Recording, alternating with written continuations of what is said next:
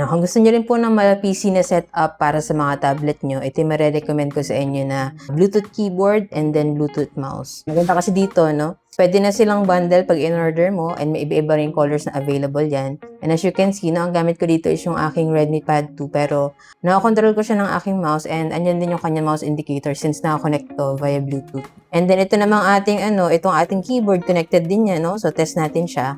Okay, try natin mag-type.